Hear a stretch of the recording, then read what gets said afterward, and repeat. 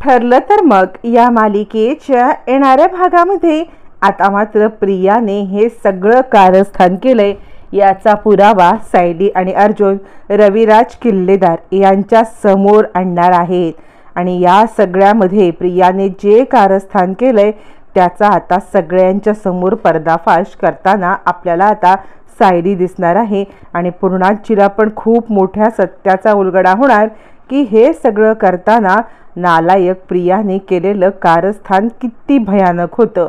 या सगळ्यामध्ये आता प्रिया आणि नागराज दोघंही जण उघडी पडणार असतात।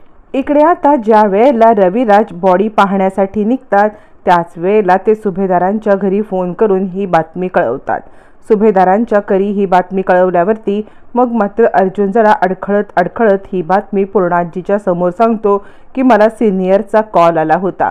सिनियरने कॉल करून मला सांगितले की त्याला पोलीस स्टेशनवरून फोन आलेला आहे, प्रतिमा हत्याबद्दलची काहीतरी माहिती मिळालेली आहे।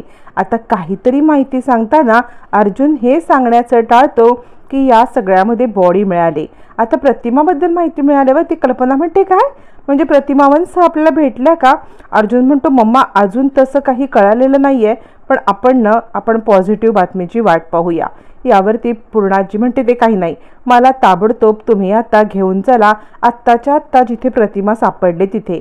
यावरती अर्जुन आणि कल्पना तिला शांत करतात। अर्जुन म्हणतो पूर्णाजी जरा शांत हो, आधी मला सिनियरशी बोलू दे, मी सिनियरशी ज्या वेळेला बोलेन ना त्याच वेळेला काय ते नक्की सांगेन। असं म्हणत आता मात्र अर्जुन कल्पनाला इशारा करतो आणि कल्पनाला एका बाजूला घेतो आणि कल्पनाला घडलेली घटना सांगतो। आणि तो सांगतो मला सिनियरचा कॉल आला होता की या सगळ्यामध्ये त्यांना इन्स्पेक्टर त्याचे जे मित्र आहेत ना त्यांचा कॉल आलेला आहे की प्रतिमा हत्याची बॉडी सापडले, आयडेंटिफिकेशनसाठी बोलवलंय। आता कल्पना हदरते, ती हे सगळं कसं शक्य आहे अर्जुन म्हणतो मला पण या सगळ्यावरती विश्वास नाही बसत मम्मा, पण मी आता काय करू? या सगळ्यामध्ये मला सिनियरने जे सांगितलं ना तेच मी तुला सांगण्यासाठी इथे आलो आहे। यावरती सायली म्हणते नाही सर, मला सुद्धा या सगळ्यामध्ये काहीच खरं वाटत नाहीये, म्हणजे कुणीतरी या सगळ्याचा काहीतरी गैरउपयोग करतोय असं मला राहून वाटतंय। त्यामुळे मला असं वाटतंय की आपण या सगळ्याचा काहीतरी शोध घेऊया, जिथे बॉडी सापडली तिथलं CCTV फुटेज वगैरे बघूया का?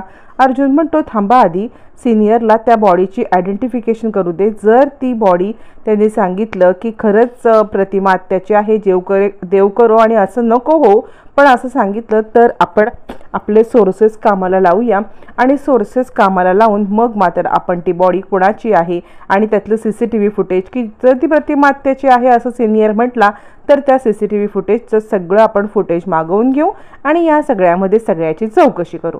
असं म्हणत फायनली अर्जुनने खूप मोठा निर्णय घेतल्यावरती सायली सांगत असते माझं मन सांगते की त्या नक्कीच प्रतिमा हत्या नाही आहेत।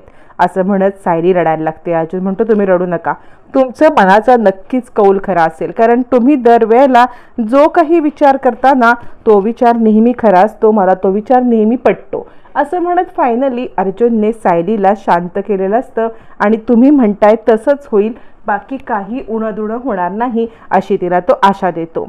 आणि मग दोघं जण आता मात्र सगळी चौकशी करण्यासाठी दुसऱ्या दिवशी आता पोलीस स्टेशनला निघतात। तोपर्यंत इकडे रविराज ती बॉडी पाहतात। बॉडी पाहिल्यावरती बॉडीचा चेहरा असा असतो की तो कुणीही ओळखू शकत नसतो, असं तो मुद्दामच करून ठेवलेला असतो किंवा अशीच बॉडी मुद्दाम सिलेक्ट केलेली असते की चेहऱ्यावरून ती बॉडी ओळखता येऊ नये। पण रविराजांना त्या बॉडीवरती असलेली चेन दिसते आणि ती चेन प्रतिमाचीच असते। त्याच वेळेला ते हे नाही विचार करत की ही प्रतिमाने त्यावेळेला घातली होती नाही घातली होती, एवढा काही विचार न करता ही चेन प्रतिमाची आहे एवढं मात्र त्यांना आधी नक्की माहिती असतं आणि त्यामुळे ते रडायला लागतात। ते म्हणतात मला बॉडीचं माहीत नाही पण ही चेन प्रतिमाची आहे। आता नागराज म्हणतो दादा अरे हेच तर खरं आहे की, म्हणजे या सगळ्यामध्ये आता मात्र मग हे वहिनीच आहे ना, कारण वहिनीचे दागिने दुसरं कोणाच्या ह्याच्यावरती का बरं येतील असं म्हटल्यावरती मग मात्र आता इकडे रविराजांना अजूनही विश्वास बसत नसतो। त्यावरती आता मात्र इकडे रविराजांचं मन हे मानायला तयार नसतं। अर्जुनचा कॉल येत आणि अर्जुन आता रविराजांना विचारतो काय झालं सिनियर? ते आत्याची बॉडी नव्हती ना? यावरती रविराज म्हणतो मला काही कळतच नाही आहे रे, मला खरंच काही कळत नाही आहे, तू येशील का इकडे? यावरती मग मात्र आता इकडे अर्जुन म्हणतो तू काळजी करू नकोस, मी तिकडे ताबडतोब तुला भेटायला येतोय.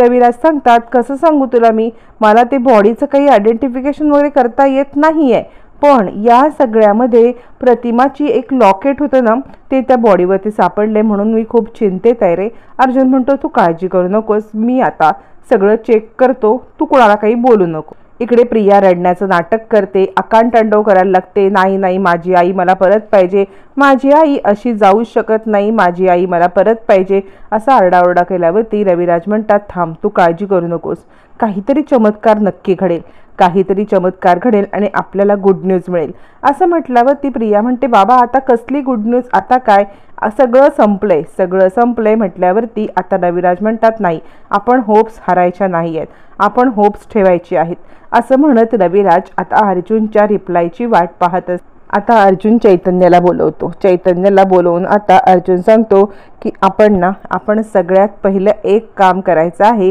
की आपण तिथलं CCTV फुटेज काढायचं आहे. CCTV फुटेज काढल्यावरती मग मात्र आपल्याला सत्य समजेल असं म्हणत सगळं CCTV फुटेज काढण्यासाठी आता तो चैतन्याला सांगतो आणि इन्स्पेक्टरना फोन करून तो सांगतो की त्या एरियामधलं CCTV फुटेज आम्हाला लवकरात लवकर मिळू दे. CCTV फुटेज आता अर्जुनच्या मोबाईलवरती आल्यावरती अर्जुनला जबरदस्त धक्का बसतो, कारण त्या CCTV फुटेजमध्ये रात्रीचा सगळा व्ह्यू कॅप्चर झालेला असतो. त्यामध्ये नागराज आणि प्रिया हे दोघं जण बॉडी टाकताना दिसलेले असतात.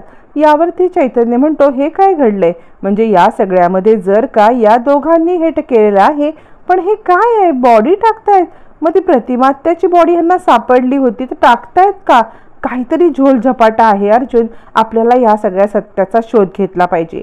मग अर्जुन आणि चैतन्य ठरवतात की आपण याच्या आधीचं याच्या आजूबाजूचं CCTV फुटेज बघूया किंवा एखाद्या हॉस्पिटलचं CCTV फुटेज बघूया असं चैतन्य सांगतो. अर्जुन म्हणतो का? यावरती चैतन्य म्हणतो हॉस्पिटलमध्येच बॉडी, अशी बॉडी कोण मिळेल रे पांढऱ्या कपड्यात गुंडाळलेली? मग मात्र तिथून जवळपास असलेल्या हॉस्पिटलचं CCTV फुटेज चेक करण्यासाठी अर्जुन सांगतो आणि त्याला जी माहिती कळते ती माहिती खूपच भयानकच असते. भयानक माहिती कळते की प्रिया आणि नागराज यांनी अवैधरित्या तिकडून एक बॉडी क्लेम करून आणलेली आहे आणि या बॉडीलाच त्यांनी इकडे फेकलंय आणि मग मात्र अर्जुनला सगळं क्लिअर होतं. अर्जुनच्या लक्षात येतं की या सगळ्यामध्ये हे जे कोणी कारस्थान केलेलं आहे तो दुसरा तिसरा कोणी नसून इकडे आता प्रिया आणि नागराज आहेत, त्यांनीच हे सगळं कारस्थान केलंय. मग मात्र अर्जुन खूप चिडतो आणि ही सगळी बातमी मला सिनियरला कळवायलाच पाहिजे असा विचार करतो आणि ताबडतोब तो आता रविराजांना कॉल करतो. रविराजांना कॉल केल्यावरती सिनियर, मी तुला जे सांगतोय ना ते सगळं तू आता नीट ऐक. या सगळ्यामध्ये जी व्यक्ती आहे ना त्या व्यक्तीचं जर मी नाव सांगितलं तर तुला कधीच माझ्यावरती विश्वास बसणार नाही आणि तू माझ्यावरती विश्वासच ठेवणार नाहीस. आणि या सगळ्यामुळे मी तुला जे सांगतोय ना ते तू ऐक. या सगळ्यामध्ये जी व्यक्ती आपल्याला सगळ्यांना गुमराह करते किंवा जी व्यक्ती आपल्या सगळ्यांना अडवणूक करते ती व्यक्ती आहे तुझा भाऊ नागराज आणि तुझी मुलगी तन्वी. रविराज म्हणतात मला नाही विश्वास बसत. अर्जुन म्हणतो मला माहिती होतं, मी तुला जो व्हिडिओ पाठवलाय तो व्हिडिओ एकदा चेक कर. आता मात्र रविराज हादरतात. प्रिया म्हणते काय झालं बाबा? त्यावरती रविराज म्हणतात काही नाही असं म्हणत रविराज तिकडून बाजूला जातात आणि तो व्हिडिओ पाहतात आणि नागराज आणि प्रिया यांची कारस्थानं समोर आल्यावरती रविराजांच्या पायाखालची जमीनच हादरते. तिथल्या तिथे चिडलेले रविराज प्रियाकडे वळतात. नीच मुली का वागलीस असं? ही तुझी आई होती ना? अगं आईबद्दल असं वागलीस, काय केलंस? हा प्रकार मला खरं सांग असं म्हणत प्रियाचं थोबाडच फोडतात. प्रियाचं थोबाड फोडल्यावर ती प्रिया गडबडते. बाबा काय झालं? तुम्ही असे का वागताय? आईच्या जाण्यामुळे तुम्ही हायपर झालात का? असं म्हणत ती उलट रविराजांवरतीच क्लेम करते की तुम्ही असे हायपर का होताय. मग रविराज तिला अजून एक खाडकन थोबाडीत देतात आणि सांगतात हा बघ तो व्हिडिओ. तू आणि यांनी, याच्यावरती तर माझा विश्वास नव्हताच कधी, पण तू आणि यांनी मिळून जे कारस्थान केलंय ते कारस्थान मला समजलंय.